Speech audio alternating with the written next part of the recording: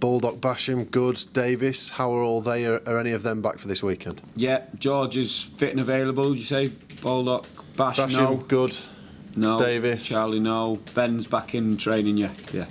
Anybody else kind of absent that we didn't know about? Obviously Billy from the game. Touch and go. Who else is new for you? I'm trying to think, because we've got a few out, haven't we? We've not changed. Well, then obviously Stevens and Fleck were coming back before. Are yeah. they nearer fully fit now? Yes, they've had an extra week training with us. Obviously, they've not been away, so it meant we got a good few sessions into them last week. Obviously, Ender played in the 23s game as well, which was great, and then he's trained again this week as well. So they're that little bit further on as well, which is good. So to have Flecky back in, Ender, Davo, George is a big boost for us. Does it feel like the squad is in a stronger place now than where you left off after the Barnsley game? Yeah, definitely. Just seen training today with the bodies out there. So we need to make sure we can keep that between now and the end of the season. It's going to be really important, and if anything, we'd rather more come back. But you've got through a tough little spell, haven't you? I know a couple of defeats wouldn't have been what you wanted, but to finish that spell with the players out that you did, to be in the top six, will have been something for the group to take from that period. Yeah, definitely. It's been a long stint, hasn't it? If you think from when we had all the games called off, and then we played in the Cup against Wolves, and I think we had a spell where we only played one league game in 6 weeks or something. So from that moment, yeah, it's been relentless in terms of league games, and we've been able to, maintain the form, keep climbing up the league, and put ourselves in a playoff position as it stands now. But as I said to the players this morning, we've got 8 games left, 5 weeks, and we need to make sure we're still in and around the playoffs, and continue the same effort, the same work rate. There's no magic formula. There's been no secret or nothing clever about what gets you there. It's hard work and doing things right and not cheating on anything, and we need to maintain that for the last 5 weeks. Have you got all your international players back in one piece yet? They're all back. There's a couple carrying knocks. We've had everyone on the grass today, but then they only did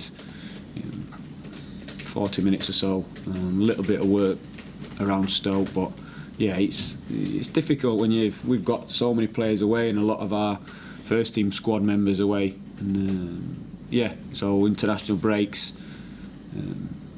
Tough to manage and negotiate when you want to be. In my head, I'm just thinking Stoke, but in terms of getting the group together and focusing them on it, we've not got long to work. What have you managed to do with the players that remained here? Has it been as kind of productive as you hoped? Yeah, so a lot, obviously, like I said, it allowed the players who were coming back to get a bit more attention and make sure we tailor the sessions around them.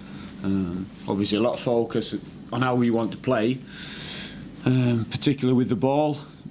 And so that was it. Just reiterating messages, key things about us with the ball. But I think more importantly, it was making sure that we got more training minutes and fitness work into the boys who needed it. And I suppose for the players that did go away, most of them played at least once, if not a couple of times. Some big performances like with the Irish against Belgium, and with Morgan GibbsWhite getting a goal too. I mean, from that perspective, does that help with their kind of match sharpness and with their confidence as well? Yeah, listen, I'm a massive England fan, so I think it's great when people love playing for the country, and I think it's fantastic. And so for us, I know how much the boys want to play, I know how proud they are to do that, so it's brilliant. But then from a manager's point of view, it's not ideal when you've got the majority playing 90 minutes on a Tuesday, So, Tuesday night I'll flicking through every game on TV, just has he come off yet? No, next one. So that was my Tuesday night, and it is different then. So, yeah, in that respect, from a manager's point of view, it's not ideal. But from a player's point of view, earning caps, playing for your country, it's brilliant. Have you made any more contract progress over the last few weeks with anyone? Have any talks started with those out of contract in the summer? No, we've had positive ones, so we know we spoke to one or two in terms of the players or clubs discussions regarding players who've got options and things like that. Because it's basically still our contract, isn't it? So in terms of that, we are in discussion, and things have been pretty positive, I'd say. So yeah, hopefully there may be some news in a few weeks' time. Yeah, I was going to say, are you hoping to get something done before the end of the season, and could the majority of that now be sorted once you know which division you're in? I don't think there is obviously an emphasis on division, budget, all this type of stuff, and we're not going to know that, are we, till hopefully June. But anything that makes sense to be done before, we can do. But the majority, it's going to depend on where we are. I'm going to get a chance to speak to Rhys Norrington-Davies in a bit. How much has he impressed you over the last few months with his development? I know Enda Stevens has clearly been out, but he seems to be somebody that's grabbed the shirt and improved week on week. Yeah, and that's important. That's what we want everyone to do, I think. Yeah, Rhys, when I first came in, obviously know Rhys and watched him. In fact, I watched through his long games for us last season, things like that. So he's someone I've known, but he's not really worked with me and didn't know me, so there's lots of work and conversation with Rhys, particularly early on when he's in and out the team, what he needs to do to get in the team. I think I want to make it really clear to Rhys what his strengths are and where he can be better than most, and it's important that he emphasises that and shows that, while still working on other parts of his game what we want him to improve at, and he's been trying to do it, and that's why that's probably why you've seen an improvement in his performances. Yeah. Is it his shirt to lose now with Enda back? Or are you going to potentially use a bit of both of them between now and the end of the season? Well, not only that, we've got other people who could play there as well. So yeah, it's ideal for me. This is what the position I want to be in, and this is the position that I want to put players in. You've got to play well. You've got to keep performing for the team. You've got to be at your best every week, every day, and it's up to me then to use whatever means, whether that's conversations, whether that's praise, whether that's someone being dropped, whether that's someone changed and freshened up for the next game, whatever it needs to be to make sure we can keep putting in good team performances. Is the first aim now over the next couple of weeks to try and get that playoff spot firmly in your own hands? I know you can catch teams can catch you. If you can get a couple of wins now, then it could just give you that little bit of breathing room. Yeah, I think, I would love to, but 8 games left, and I think there's still going to be ups and downs. There's that many teams involved in it. You look at the fixtures again, Saturday, Tuesday, Saturday, how many are playing each other once more. In our next 3 we've got 2 teams in and around it, and that's how it is. We're not the only ones, so there's going to be a lot more ups and downs, without a doubt. Like I say, it's 8 games, 5 weeks, and just be in the mix and make sure we're in the mix to the very end, and hopefully we come out in there. From your perspective, the players and the club, is it a case now of being grateful that you're in with a chance of promotion from where you've come, or is it a case of you've got yourself in now, it'd be a disappointment if you didn't see the job done? Yeah, disappointment. I think if you want to talk perspective and you want to talk and highlight things that we've done well, no problem at all, but this is how hard it is to get promoted, whether you're in the top 2, whether you're going to go through the playoffs. It's a 46 game season. We've had good form for 20 games or so, which has been promotion form, probably automatic promotion form, but it shows how hard it is then to keep it going. If we keep this form going, we'll be fine, no problem. And we just need to make sure we recognise what we've been doing well, what we've given up, if you like, the sacrifices we've made and the effort we've put into to put ourselves in good positions in the games, and make sure we've had big moments in a lot of games. And as I say, if we continue that, we'll be fine. But we know how hard it has been to achieve that, and so we've just got to work equally as hard for these remaining 8 games. Will the fact that the club has spent the last couple of years before this one in the Premier League, the experiences that it's brought, the fact a lot of the players are still here, will that help potentially and give you an edge over the next few weeks? Yeah, there's different ways, and depending on what group of players you'd have. So from my point of view, I think it's a plus because we've got the experience. We know we've got players who've handled it, players who know what it's like to experience it and want to get back there. So that's how I see my squad. But then if you had, pick some other players, there's probably a couple of other teams who could say the same thing as us. There's others who are maybe playing the card of overachieving and nothing to lose and using that to their advantage. So there's pluses and minuses for everywhere looking at it. Like I say, I think just call it as it is and say as it is. We've done fantastic to get from where we were to where we are, and we know we're going to have to perform equally as well in the last 8 games. That's it. And if we don't, we're giving us a chance. If we do, I think we'll be all right. Some views on Stoke. Clearly, they started the season very well, struggled a little bit more over the last few months, but they're comfortably mid-table. How do you view where they're at right now? Yeah, well, we're at the stage of the season where the league table's not going to lie, and they've probably struggled for. No, I wouldn't say struggle for consistency. They've had patches where they've been good and had promotion form, then they've had patches where they've not, and that's what's found in mid-table.